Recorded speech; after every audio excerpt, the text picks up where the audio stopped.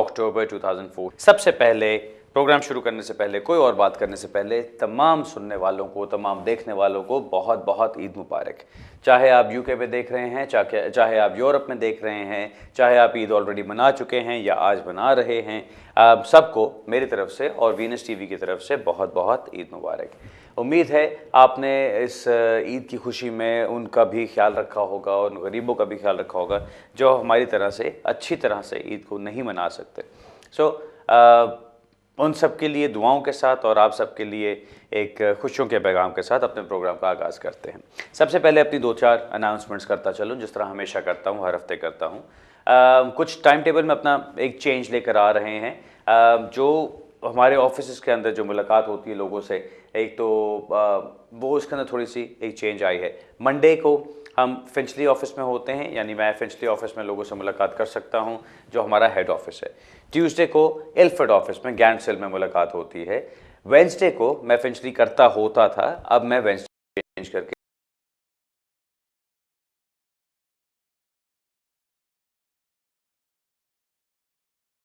हमने south hall से change करके मैनचेस्टर का प्रोग्राम शुरू कर दिया। इस हफ्ते मंडे आज का दिन जो गुजर गया, आज हमने फिंचली में गुजारा। कल ट्यूसडे हम इल्फर्ड में हैं। वेंसडे को मैं इंशाअल्लाह साउथ हॉल में लोगों से मुलाकात करूंगा और इस थर्सडे को इंशाअल्लाह लोगों से मैनचेस्टर में मुलाकात होगी और उसके बाद फ्राइडे को वापस मैं फिंचली ऑफिस में लोगों से मिल सकता हूं अगर ज़रूरत पड़ती है तो। ये टाइम टेबल में कुछ चेंजेस करना हमारा अंदरूनी एक टाइम टेबल को सेटअप करने वाली बात है। इसमें और कोई बड़ी राज की बात कोई नहीं है। इसमें सिर्फ ये है कि मैं चाहता हूँ कि सारे ऑफिसेज़ को मैं एक एक दिन ज़रूर दिया करूँ। ऑब्वियसली हमारा स्टाफ वहाँ पे है, हमारे और सोलिसिटर्स के वर्कर्स वहाँ पे काम कर रहे हैं, तो आप उनसे मिल सकते हैं और वो आपको हेल्प कर सकते हैं जिस भी चीज़ के आपको हेल्प की ज़रूरत हो।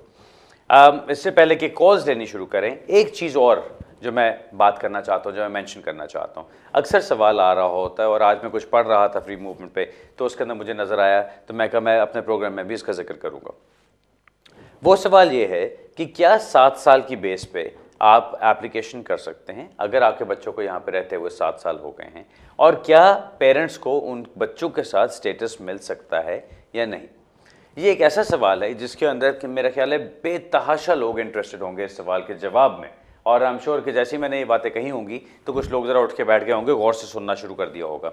अच्छी बात यह है कि कानून एग्जिस्ट करता है जो इस चीज़ को आगे लेके चलेगा। बुरी बात क्या है कि उस कानून को इम्प्लीमेंट करने के लिए होम ऑफिस जो हरबे इख्तियार कर रहा है वो बहुत गलत है। अच्छी खबर ये है कि कानून क्योंकि मौजूद है, कहीं ना कहीं इस कानून का सही तरीके से इतलाक होगा और कहीं ना कहीं जाके ये मामला ठीक होना शुरू हो जाएंगे। लेकिन फ़िलहाल जो एक मुश्किल आती है वो ये आती है कि सबसे पहले जब इन रूल्स को इंट्रोड्यूस किया गया 9 जुलाई 2012 को, अब तो सब लोग जानते होंगे कि 9 जुलाई 2012 को जो रूल्स में चेंजेस आई उसकी वजह से बहुत कुछ डिफरेंट हो गया था।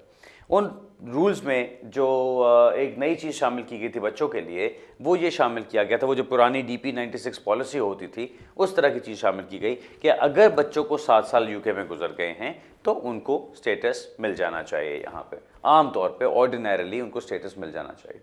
अब ये 7 साल के बाद और ये जुलाई के बाद, ये जुलाई 2012 में ये जो चेंज आई थी, इसके बाद दिसंबर 2012 में एक नई चीज़ ऐड की गई जिसमें ये कर दिया गया कि जी एक तो बच्चों को 7 साल यहाँ पे गुजर जाने चाहिए, दूसरा इट शुड बी रीजनेबल कि उनको यहाँ से रिमूव किया जाए, यानी इट शुड बी अनरीजनेबल कि उनको यहाँ से ना रिमूव किया जाए। ये उस तरह की पॉइंट था जो उन्होंने अपने लिए एक खिड़की खोल ली कि जी हम किसी को रिफ्यूज़ करना चाहें तो इस बात पे रिफ्यूज़ कर सकें। क्योंकि उससे पहले जो उन्होंने कानून बना दिया था वो सिर्फ ये कहता था कि अगर बच्चों को यहाँ पे 7 साल कंप्लीट हो गए तो आप उनको स्टेटस दे दें, और एलिजिबिलिटी की बात बनती थी उसके अंदर भी, क्योंकि वो कहते थे कि जी कीपिंग इन माइंड कि आपके पेरेंट्स ने, बच्चों के पेरेंट्स ने क्या किया, कोई 2 नंबर आइडेंटिटी तो नहीं इस्तेमाल की, कोई और चीज़ तो नहीं गलत की उन्होंने। अगर ऐसा कुछ नहीं है तो फिर 7 साल के बाद आपको वो दे देते।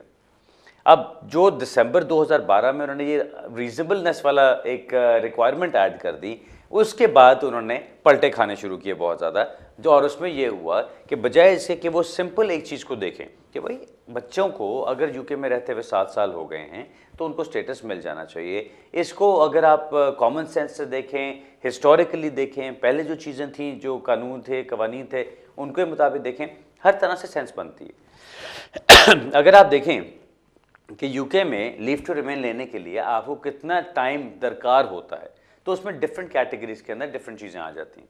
अब सबसे जो तेज़ कैटेगरी है या सबसे जो तेज़ी से आपको स्टेटस दिलवाती है यहाँ पे, वो है अगर आप इन्वेस्टर के तौर पे यहाँ पे 10 मिलियन पाउंड इन्वेस्ट करते हैं। अगर आप 10 मिलियन पाउंड इन्वेस्ट करें तो आपको 2 साल में इंडेफिनिट लीव मिल जाती है यूके में। कमाल। अगर आप 5 मिलियन इन्वेस्ट करें तो आपको 3 साल में मिल जाती है। अगर आप एंटरप्रेन्योर साइट पे जाते हैं आपको 5 साल में मिलती है, लेकिन एक्सेलरेटेड रूट 5 मिलियन की और 10 नई जॉब्स वाली वो भी एग्जिस्ट करती है, जिसमें आपको 3 साल में इंडेफिनिट लीव मिल जाती है। ये है एडल्ट्स के लिए। अब ये कहा जाता है कि जी इनको इतनी देर में इंडेफिनिट लीव इसलिए मिल जानी चाहिए कि एक तो वो पैसा बहुत लेकर आ रहे हैं, दूसरा वो एक रीजनेबल टाइम यहाँ पे लीगली और किसी एक एम्प्लॉयमेंट कैटेगरी के अंदर गुजार रहे हैं। अब आप देखें, जो टियर 1 जनरल हुआ करता था, HSMP वाले जो थे, या टियर 1 एंटरप्रेन्योर है, या टियर 2 वर्क परमिट्स वाले हैं, उनको सबको देखें तो अब 5 साल का टाइम है उनका, जो उनका स्टैंडर्ड टाइम है कि अगर उन्होंने 5 साल यहाँ पे लीगली नॉट इन ब्रीच गुजार लिए तो उनको उसकी बेस पे स्टेटस मिल जाएगा।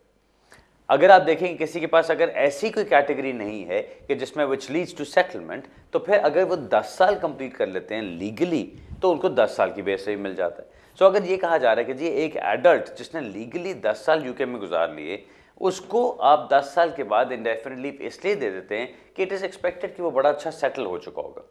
तो एक बच्चा जो उससे बहुत ज़्यादा सेटल होगा यहाँ पे, क्योंकि वो स्कूल जाता है, वो यहाँ के एक प्रोडक्ट बन जाता है, क्या 7 साल के बाद भी वो सेटल नहीं होगा? अब ये चीज़ कॉमन सेंस की भी आती है, हर तरह से समझ भी आती है, लेकिन होम ऑफिस ने क्या करना शुरू किया, वो जो रीजनेबलनेस वाला वर्ड था उसको लेके उन्होंने हर केस को रिफ्यूज़ करना शुरू किया। अब क्या होता है, पेरेंट्स ने, बच्चों ने इकट्ठे एप्लीकेशन की, बच्चों को 7 साल, 7.5, 8, 9 साल भी गुजर गए और उनको रिफ्यूज़ कर दिया जाता है ये कह के कि आपकी वापसी तो अपने पेरेंट्स के साथ होनी है, तो इसलिए कोई इसमें कोई रिक्वायरमेंट नहीं है ऐसी कोई अनरीजनेबलनेस की, आप तो इट्स इज़ परफेक्टली रीजनेबल, आप क्योंकि अपने पेरेंट्स के साथ वापस जाएंगे, अपनी कंट्री ऑफ नेशनलिटी में वापस जाएंगे, तो आपको कोई ऐसा इशू नहीं है कि आप वहाँ जाके ना रह सकें। ये बात मेरी नज़र में बिल्कुल गलत है, सरासर नाइंसाफ़ी है, क्योंकि अगर कानून एक चीज़ मानता आया है, काफ़ी सालों से, काफ़ी डेकेड से ये चीज़ मानता आया है कि अगर बच्चों को 7-8 साल यहाँ पे हो जाते हैं तो उनको यहाँ से निकालना ज़्यादती होगी, तो अब ये रीजनेबलनेस वाली बात डाल के आप उसको रद्द क्यों करते हो? मेरी नज़र में कानून जो एग्जिस्ट करता है इस वक्त वो बिल्कुल एक, अगर उसको सही तरह से अप्लाई किया जाए तो आपको पूरा पूरा स्टेटस मिलने का उसमें मौका मिलना चाहिए। लेकिन हो क्या रहा है, आप अप्लाई करते हैं, बच्चों को 7-8 साल गुजर भी जाते हैं, तभी उनको अनरीजनेबलनेस के ऊपर वो वापस जाने को कहते हैं। अब ये रीजनेबलनेस का भी एक कॉन्सेप्ट देख लेते हैं कि रीजनेबलनेस का कॉन्सेप्ट क्या है। क्या ये थ्रेशोल्ड बहुत हाई है? क्या बहुत हाई स्टैंडर्ड है? क्या इसके अंदर ऐसा ही होना चाहिए कि जी बहुत कोई इंपॉर्टेंट चीज़ होगी तो बात बनेगी? हरगिज़ नहीं, क्योंकि रीजनेबलनेस का जो कॉन्सेप्ट अगर इसको डिफाइन नहीं किया गया किसी भी तरह से इमिग्रेशन रूल्स के लिए, और अगर इसको आप वैसे सिर्फ देख के चलें कि रीजनेबलनेस का कॉन्सेप्ट क्या कहता है, तो वो तो एक बिल्कुल सिंपल सा टेस्ट है। उसके अंदर सिर्फ ये है कि हाँ, क्या ये रीजनेबल बनता है कि नहीं बनता, क्या ये मोर लाइकली देन नॉट वाली बात आ जाती है कि क्या इसमें रीजनेबलनेस का कॉन्सेप्ट आना चाहिए, और अगर आना चाहिए तो फिर आप बच्चों के ऊपर एक ज़्यादा सख्त और स्ट्रिंजेंट टेस्ट क्यों अप्लाई करते हैं? ये वो वाली बात है जिसके ऊपर मेरा ख्याल है कहीं ना कहीं किसी न किसी कोर्ट में जाके और किसी हाई कोर्ट में जाके, किसी कोर्ट ऑफ अपील वगैरह के अंदर जाके कोई ना कोई जज इसको किसी वक्त देखेगा और कहेगा कि नहीं, ये वाकई सरासर ज़्यादती है। अब हम बात करते हैं इस कंजर्वेटिव गवर्नमेंट की। अब ऑब्वियसली पॉलिटिकल व्यूज़ होते हैं, हर बंदा अपने तरीके से बात करता है और सोचता है और समझता है। मैं क्योंकि एक इमिग्रेशन लॉ के अंदर बहुत ज़्यादा बिज़ी रहता हूँ और बहुत ज़्यादा काम करता हूँ, तो मेरा इस सिलसिले में जो भी कोई चीज़ होती है उसके साथ काफ़ी ज़्यादा एक असर रहता है। अभी 3-4 दिन पहले की हेडलाइन थी कि इस गवर्नमेंट ने ये कहा है कि इनके मंशूर का हिस्सा होगा कि अगर कंजर्वेटिव गवर्नमेंट दोबारा पावर में आती है तो ये ह्यूमन राइट्स एक्ट से ऑप्ट आउट कर लेंगे, यानी ये कहेंगे कि जी हमें ह्यूमन राइट्स एक्ट की ज़रूरत नहीं है, हम अब European convention of human rights से बाहर निकल रहे हैं। अब ये इनके मंशूर का हिस्सा बन रहा है।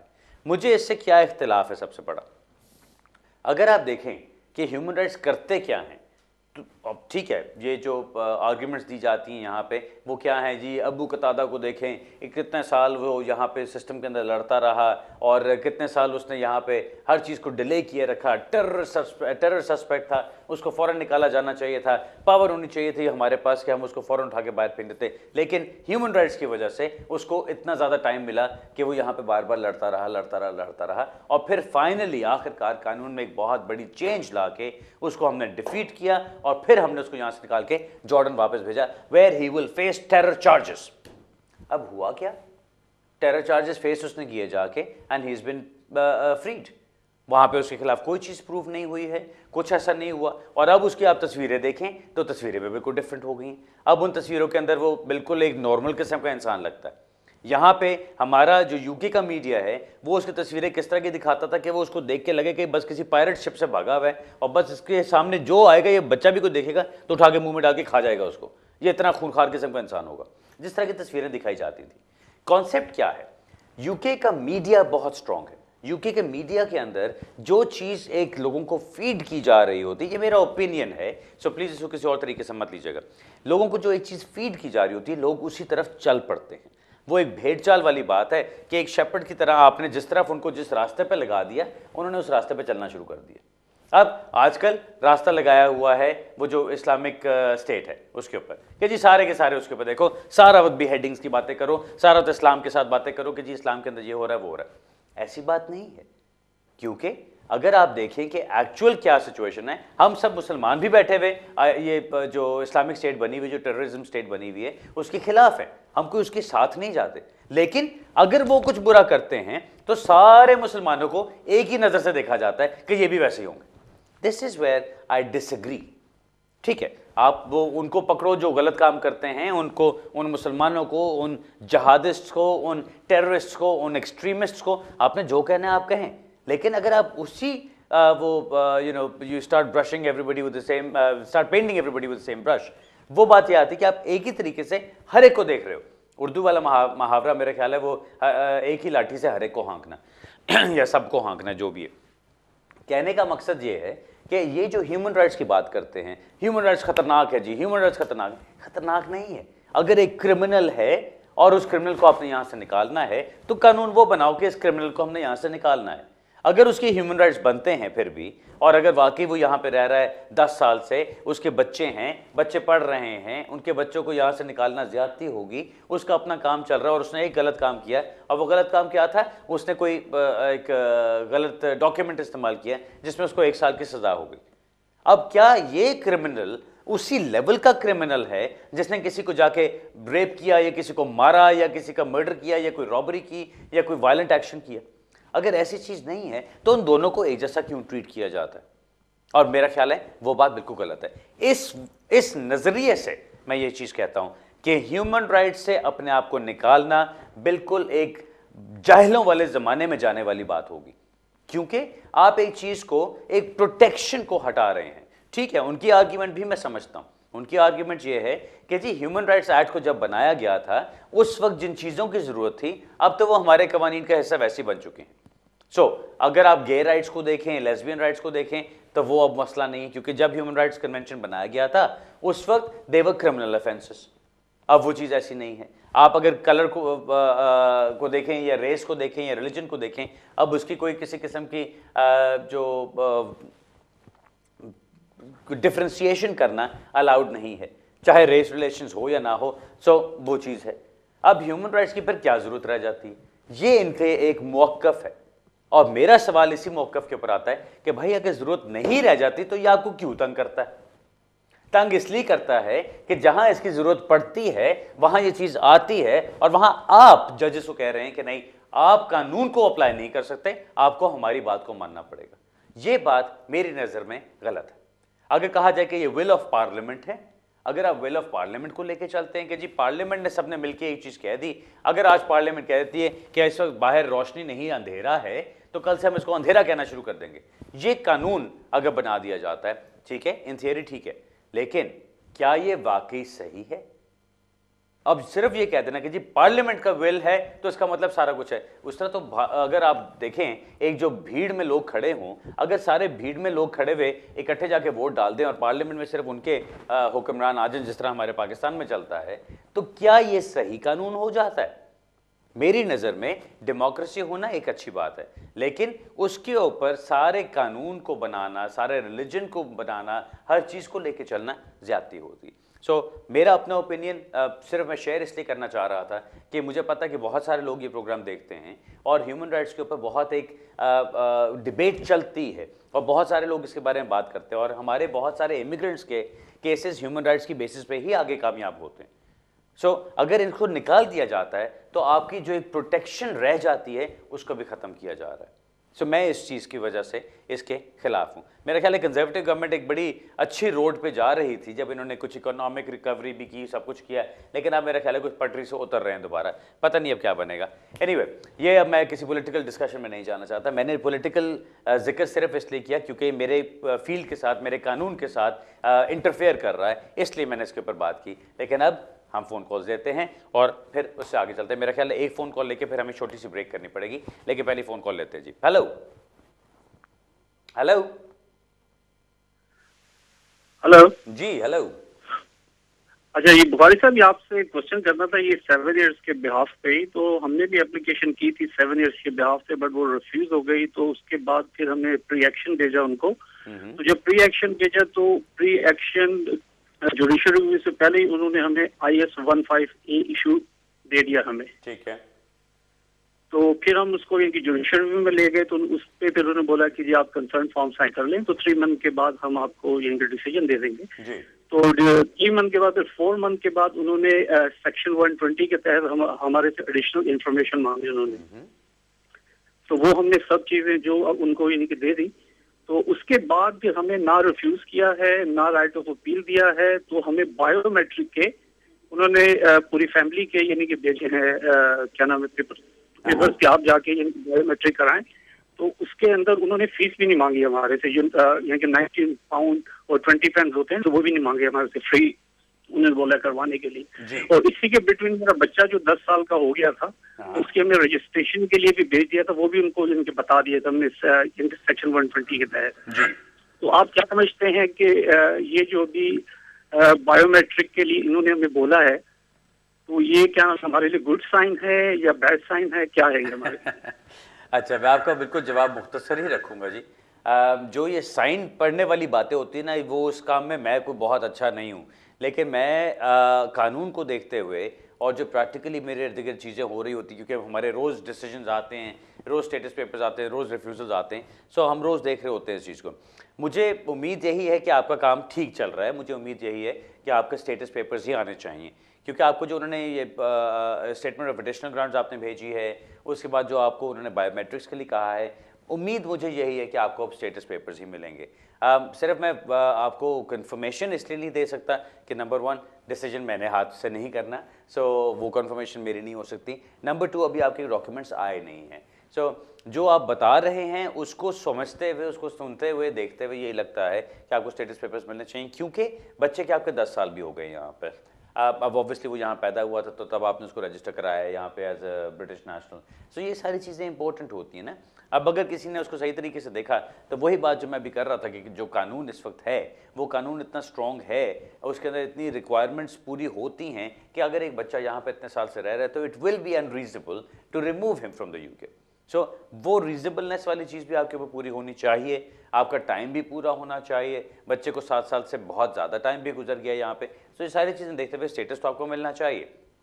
उम्मीद यही है कि जो आपको उन्होंने बायोमेट्रिक्स मांगे हैं वो इसलिए मांगे हैं कि वो आपको स्टेटस देना चाह रहे हैं, लेकिन मैं इसको कंफर्म हरगिज़ नहीं कर सकता, क्योंकि अगर मैंने कह दिया हाँ जी डेफिनेटली 100% हो गया और कल को खुदा ना खास्ता नहीं होता तो आप कहेंगे ये पागल है, इसको कुछ पता नहीं। मैं ऐसी बात नहीं करना चाहता, सिर्फ ये कहना चाहता हूँ कि उम्मीद है कि हालात अच्छे ही हैं आपके, आपने जो मुश्किल वक्त गुजारना था वो आपका गुजर चुका है और अब आगे से कोई एक पॉजिटिव चीज़ ही चलनी चाहिए।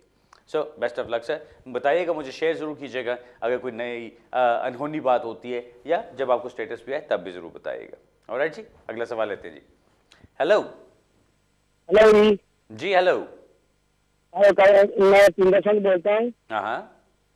मेरे आपसे आपसे दो सवाल पूछना चाहता हूँ। एक तो जो है, मेरे को इधर 12 साल हो गए हैं इस कंट्री में। हाँ मैंने लक्ष्य स्कीम में लगाए थे, तो उन्होंने रिफ्यूज कर दिए थे। हाँ तो उन्होंने मेरे को पूछा था कि इधर काम करता था, मैंने बोला यस। तो उन्होंने मेरे को पूछा था कि अगर आपको हम स्टैंप दें, क्या वो भी आपको काम कोई देने वाला है इधर? मैंने वो भी पेपर लगाया था।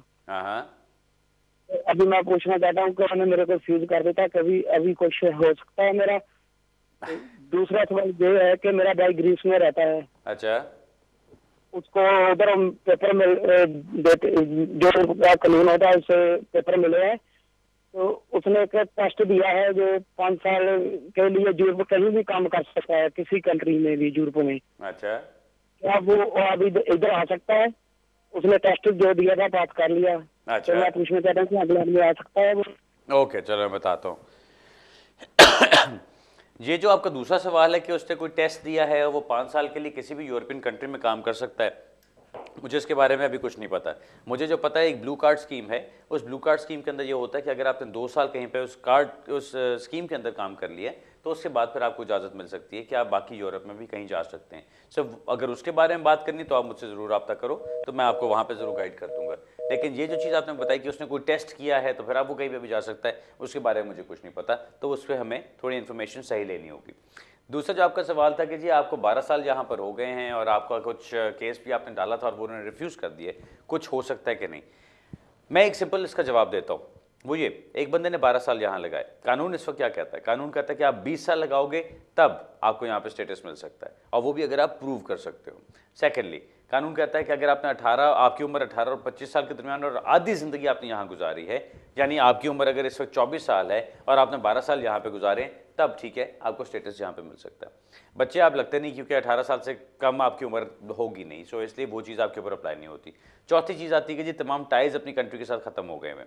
सो अगर वो हो तो फिर आप बहुत अच्छी इंग्लिश बोलते हो, आप यहाँ पे बहुत अच्छे सेटल हो चुके हुए हो, आपका सारा कुछ यहाँ के मुताबिक हो और अपनी कंट्री अपने कल्चर के मुताबिक आपका बहुत कुछ डिफरेंट हो चुका हो, लेकिन वो भी चीज़ ऐसी नज़र नहीं आती। सो ये सब कुछ देखते हुए मुझे यही लगता है कि आपका अभी होना काम मुश्किल होगा।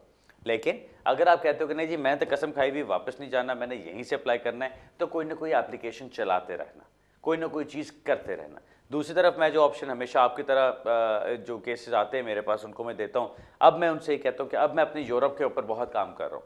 यूरोप के अंदर बहुत सारी ऐसी कंट्रीज़ के अंदर अब मैं आपको ऑप्शंस दे सकता हूँ जहाँ पे अगर आप यहाँ पे 10-12 साल से इलीगल रह रहे हैं, तब वहाँ पे आप 5 साल के अंदर जाके अपनी परमानेंट रेजिडेंस भी ले सकते हैं, इंडेफिनिट भी ले सकते हैं।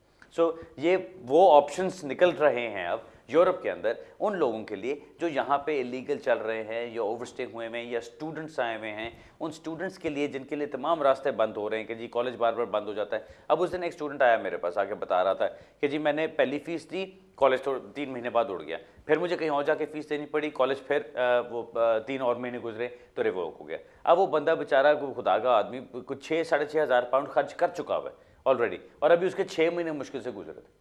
अब ये ऐसी चीज़ें हैं कि ये लोग जो ये पैसा ऐसे खर्च कर रहे हैं ऐसे स्टूडेंट वीज़ा के ऊपर जिसके ऊपर उनकी कोई इंटेंशन नहीं है रहने की, उससे बेहतर है कि यूरोप में जाके खर्चा करो ताकि आपका काम चले, आपका इमिग्रेशन स्टेटस चले और आप जाके आगे सेटल तो हो सको।